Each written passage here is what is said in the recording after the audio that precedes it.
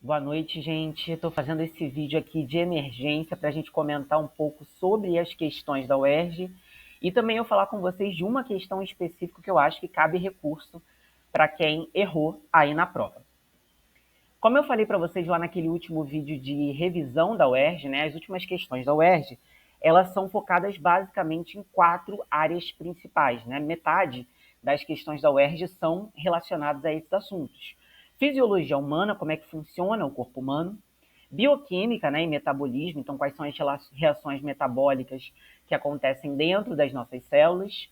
Ecologia e biologia celular, ou então citologia. Tudo bem? E aí, como eu falei para vocês, logo de cara, primeira questão de biologia que tem na prova, que é a questão 4, já aparece uma questão de bioquímica, de metabolismo, né? Uma questão aí falando de fermentação. Então a questão vai falar assim para a gente. Um exemplo de processo que não obedece às relações lineares simples é observado na fermentação alcoólica. É aquele tipo de fermentação que tem como produto principal etanol, álcool. Tá bom? A gente falou sobre isso, nós tivemos uma aula sobre isso. Na ausência de oxigênio, porque lembrando, é um processo anaeróbico, tá? As leveduras envolvidas nesse processo, durante uma fase denominada log, crescem exponencialmente, sofrendo reações químicas catabólicas.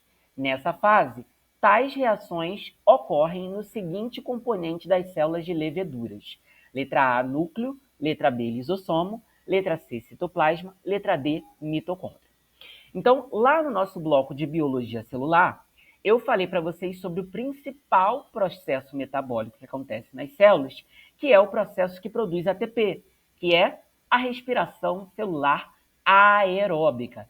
E aí eu falei assim para vocês, olha, esse processo ele é dividido em 3 fases. A primeira fase, que é a glicólise, acontece no citoplasma. A segunda fase, que é o ciclo de Krebs, vai acontecer ali na matriz mitocondrial, na mitocôndria, né? E a última fase, que é a fosforilação oxidativa ou cadeia respiratória, vai acontecer nas cristas mitocondriais. Então, essas últimas 2 fases vão ocorrer na mitocôndria e a primeira fase vai ocorrer no citoplasma. Porém, eu lembro que eu terminei essa aula com uma pergunta para vocês, né? Eu falei, olha, 2 das fases acontecem na mitocôndria. Porém, existem células que não têm mitocôndria. Como que elas vão produzir o ATP dela? Como que elas vão produzir a energia delas? E aí eu disse para vocês que existiam outras formas de produzir energia que não dependiam da mitocôndria. E falei, por exemplo, que uma dessas formas era fazer a fermentação. A fermentação ela era um processo que só acontecia no citoplasma da célula. Então, ela não dependia de mitocôndria nenhuma. É por isso que a resposta da questão 4, então, era letra C, citoplasma, uma vez que a fermentação ela só vai ocorrer nesse compartimento da célula. Tudo bem? Então, uma questão relativamente tranquila aí sobre fermentação. Quem deu uma revisada aí nessa questão, né, conseguiu acertar tranquilamente essa questão. Tudo bem? Foi como eu falei para vocês, gente. Nessas questões de metabolismo, de bioquímica, que tratam sobre respiração celular, fermentação, é muito comum eles cobrarem de vocês o compartimento da célula que ocorre cada um desses processos. Por isso que eu chamei a atenção de vocês quando a gente estava tendo essa aula, né? Eu falei, olha, isso aqui acontece em tal lugar da célula. Isso aqui acontece em tal lugar. Eu chamei a atenção de vocês porque isso é uma coisa que é recorrente nas provas de vestibular. Tudo bem? Próxima questão, então, questão 35. Essa aí é uma questão que muito aluno veio para mim reclamando, falando que era uma questão difícil, né? Mas nada mais é isso aí do que uma questão sobre doenças negligenciadas. Muitos alunos vieram reclamar comigo que era uma questão difícil, mas vocês vão ver que não era uma questão difícil no final das contas, se você parava para prestar atenção no que cada palavra ali significava. Então vamos ler o que a questão está falando aí para gente. Ó. Vários parasitas heteroxenos obrigatórios para completar seu ciclo de vida se associam a vetores artrópodes que se alimentam de sangue humano. Uma vantagem decorrente desse tipo de associação é, letra A, transmissão por ovos, Letra B, encontro entre hospedeiros. Letra C, formação de cistos teciduais. Ou letra B, hipertrofia de órgãos reprodutores. Quais eram as palavras que vocês tinham que prestar atenção aí nessa questão? Essas aqui, tá? Então ele diz, ó, vários parasitas. Nós aprendemos na aula de relações ecológicas o que era a definição de parasita, né? Então era um organismo que invadia ali o corpo de outro organismo e se aproveitava dele, roubando nutrientes, né? Então, bactérias, por exemplo, que causam doenças em seres humanos são parasitas, tá? Elas roubam os nossos nutrientes. Aquelas doenças negligenciadas que nós estudamos, todos os causadores dessas doenças são parasitas. São organismos que entram no corpo e se aproveitam, roubam os nossos nutrientes, tudo bem? Então, essa é a definição de parasitas. Qualquer agente etiológico de doença é considerado um parasita. Então, vírus, protozoário, bactéria, fungo, se ele causa doença, ele é considerado parasita, tá? E aí ele fala, ó, parasitas heteroxenos obrigatórios para completar seu ciclo de vida se associam a vetores. O que eram vetores que eu comentei com vocês na aula de doenças negligenciadas? Eram organismos que transmitiam o agente etiológico. Então, se a gente pegar, por exemplo, no caso da dengue, né? O parasita é o vírus da dengue. O vetor é o Aedes aegypti, o mosquito que transmite o vírus da dengue, tá? Vetores artrópodes. Eu comentei com vocês também na última lista que a gente fez qual era o significado de artrópodes. Artrópodes é o grupo de animais que tem carapaça. Um dos mais famosos, né, o grupo mais famoso aí dos artrópodes são os insetos. Então ele está falando de insetos vetores de doença, insetos que transmitem agentes etiológicos que causam doenças. Tudo bem? E aí ele completa que se alimentam de sangue humano. Gente, artrópode, vetor de doença, que se alimenta de sangue humano, provavelmente, o que logo tinha que vir na nossa cabeça? Mosquito, tá? Mosquito principalmente. Então, vetores, artrópodes, que se alimentam de sangue humano e que transmitem parasitas, tudo bem? O que ele está perguntando para vocês? Qual que é a vantagem desse parasita que causa a doença, dele se associar, dele ser transportado por um mosquito que se alimenta de sangue humano? Qual que é a vantagem dele ficar ali dentro do mosquito? Pensem no vírus da dengue, né? Qual que é a vantagem do vírus da dengue ser carregado pelo mosquito e não ser transmitido, por exemplo, de pessoa para pessoa? A vantagem é que, como esse mosquito já vai se alimentar de sangue humano, o parasita, que é o vírus da dengue, ele vai acabar encontrando o ser humano com muito mais facilidade. Porque o mosquito, né, vai se alimentando de humano para humano, ele vai acabar transmitindo esse vírus ali para aquele ser humano. Então, qual que é a maior vantagem dessa associação? Letra B, encontro entre hospedeiros. Então, você tem muito mais facilitado, né, o encontro do parasita, que é o vírus da dengue, com o hospedeiro dele, que é o ser humano, tá? Então, essa é a maior vantagem dele ser carregado pelo mosquito transmissor, então, do vírus da dengue. Então, parece uma questão difícil, gente, porque tem muitos nomes complicados, mas é uma questão que, se você para pensar, né, ela é até muito intuitiva da gente estar olhando para ela. Então, assim, não era uma questão difícil, era uma questão muito mais de você prestar atenção no enunciado e pensar um pouco que você conseguia chegar à conclusão de que era a letra B. Tudo bem? Questão 38, a questão polêmica, tá? O enunciado da questão vai falar assim pra gente. A bioluminescência consiste na produção de luz por alguns seres vivos, dentre eles os besouros, comumente chamados de vagalumes. Esses insetos são capazes de controlar a frequência e a intensidade da luz que emitem, o que varia de uma espécie para outra. Os vagalumes utilizam a bioluminescência no processo de, letra A, predação, letra B, mimetismo, letra C, reprodução, ou letra D, camuflagem.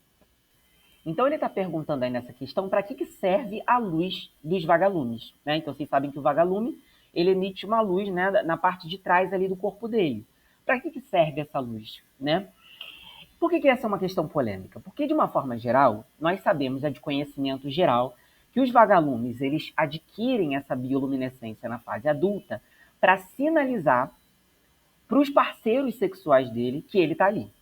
Então, é uma forma dele atrair, por exemplo, fêmeas, né? Da fêmea e do macho se encontrarem para eles conseguirem se reproduzir. Então, a resposta mais óbvia era letra C, reprodução.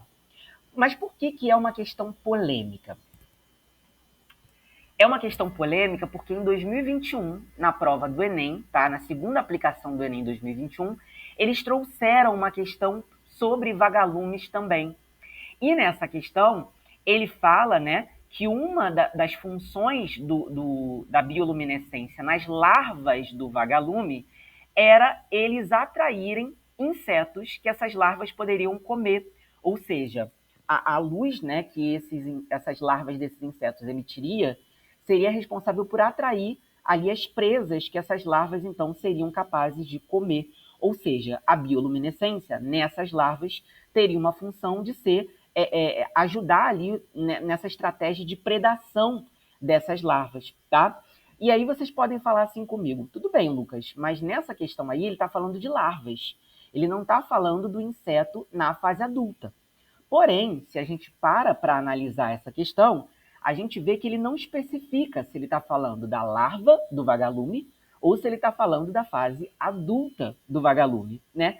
Sendo assim, nessa questão 38, eu poderia ter duas alternativas corretas. Então, os vagalumes utilizam a bioluminescência no processo de quê? Bom, as larvas do vagalume podem utilizar no processo de predação. Porém, o inseto adulto, né, ele utiliza essa bioluminescência muito mais na reprodução. Então, é uma questão que, ao meu ver, né, ela deveria ser anulada porque é uma questão que tem duas alternativas corretas, né? A letra A, predação, ou a letra C, reprodução. Então, você, aluno que errou essa questão, você pode, né, se eu não me engano, o prazo de recurso que vocês têm é até amanhã, até segunda-feira, né, o dia seguinte da divulgação do edital. Então, até meia-noite do dia seguinte, lá no sistema da UERJ, vocês podem entrar com recurso contra aí essa questão. Então, vocês escrevam um recurso de vocês, que vocês discordam do gabarito, justificando que tem duas alternativas corretas. Predação, letra A, e letra C, reprodução, que vocês acham que deve ser anulado por conta disso. Aos alunos que acertaram aí a questão 38, não fiquem preocupados, porque se a questão for anulada, vocês não perdem esse ponto, tá? A única coisa que acontece é que quem errou essa questão vai acabar ganhando esse ponto também. Então, todo mundo ganha ponto, no final das contas, né? Quem acertou e quem errou essa questão, se ela for anulada. Então, não fiquem preocupados que vocês não vão perder ponto por conta disso. E aqui eu coloquei só um trecho aí do edital, tá? Isso aí é uma coisa que está lá no edital da UERJ, que a gente sempre bate na tecla para vocês lerem, né? Porque são as regras do concurso que vocês estão prestando.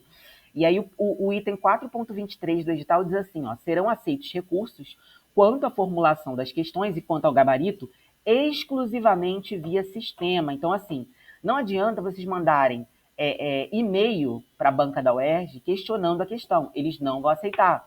Não adianta vocês irem na UERJ pessoalmente reclamarem da questão. Eles não vão aceitar.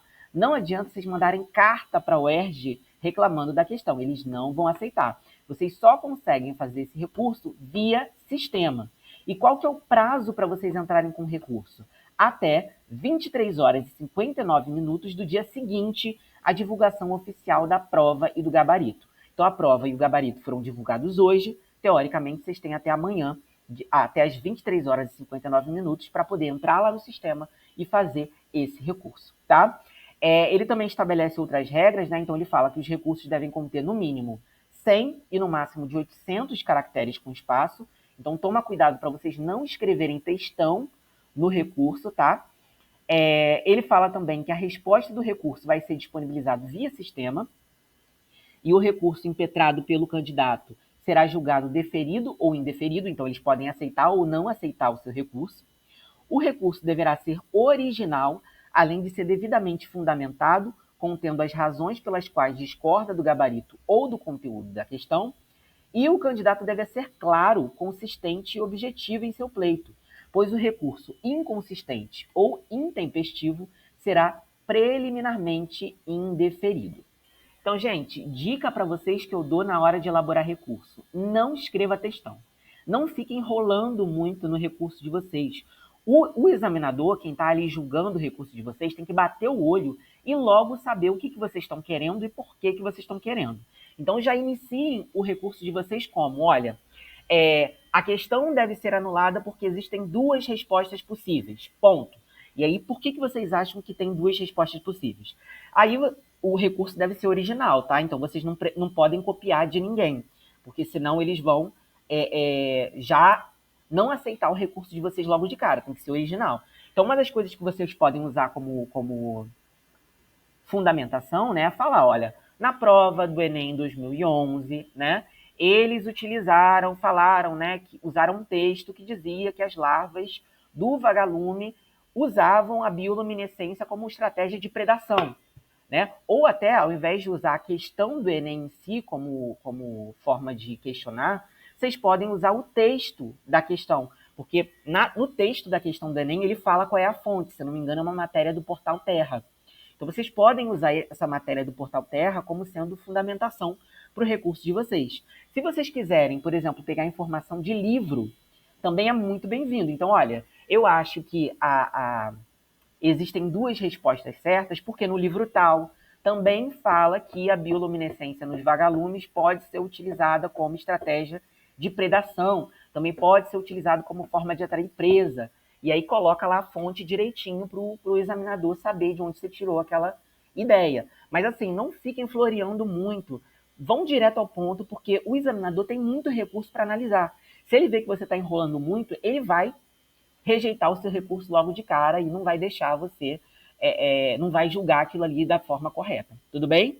Então, sejam sucintos e sejam claros no recurso de vocês.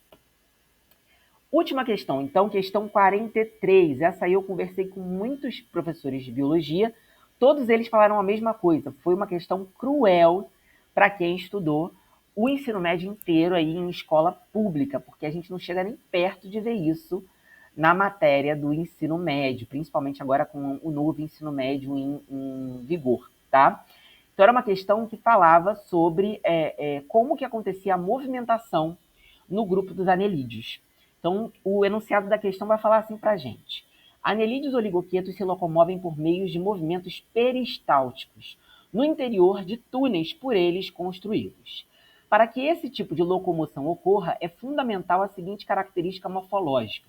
Letra A, patas articuladas. Letra B, líquido celomático. Letra C, canais ambulacrares. Ou letra D, exoesqueleto calcário. Vamos lá. Por onde que a gente começa nessa questão? O que são anelídeos? Anelídeos são os grupos de animais cujo corpo deles é formado por anéis, tá? Quem é que está nesse grupo? Minhoca, sanguessuga, alguns vermes marinhos também, tá? Então, se você olha uma minhoca, por exemplo, você vê que o corpo dela é todo cheio de anéis. Então, por isso que o nome desse grupo, né, é anelídeos, tá? Esse grupo dos anelídeos, ele é subdividido em 3 outros grupos: hirudíneos, oligoqueta e poliqueta. Hirudíneos é o grupo das sanguessugas. Oligoqueta é o grupo das minhocas. E poliquetas é o grupo dos vermes marinhos. Só essa informação que eu estou passando aqui para vocês já quebrava a galera que estudou em escola pública, porque a gente não chega a ter esse sistema de classificação dos seres vivos na escola, não dá tempo da gente dar essa matéria. Então isso é uma coisa que quem estudou em escola pública já saiu meio prejudicado, tá?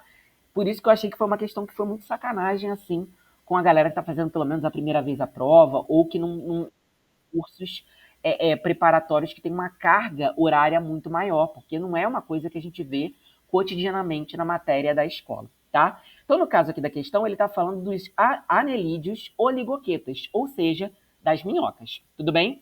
Ele quer saber como é que essas minhocas fazem para se locomover, para se movimentar. Então, isso aqui que a gente está vendo é o corte transversal do corpo da minhoca. Lucas, o que significa isso? É como se a gente pegasse a minhoca e cortasse ela no meio.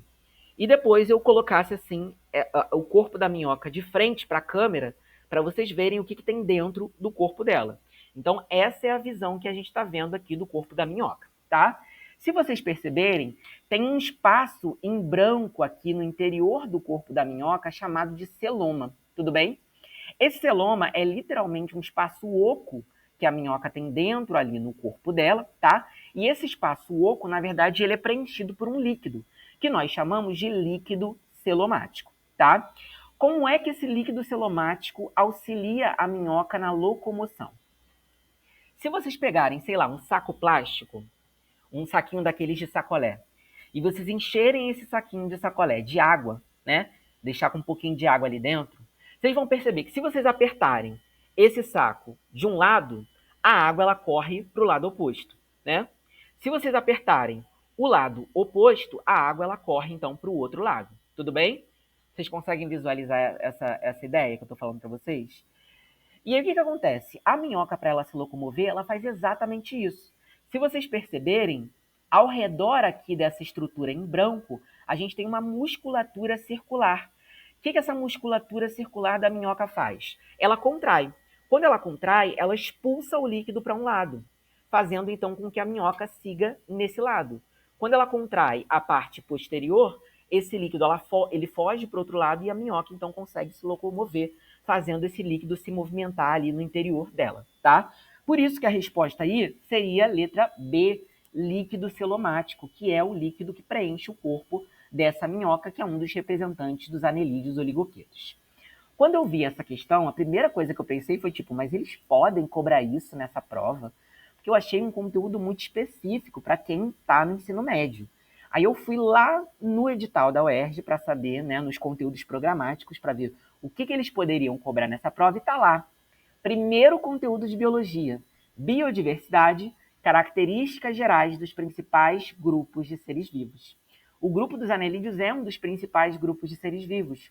Por isso é que eles cobrarem características desse grupo é uma coisa que é plausível deles cobrarem. Então, assim, se está no edital, eles podem cobrar, tá?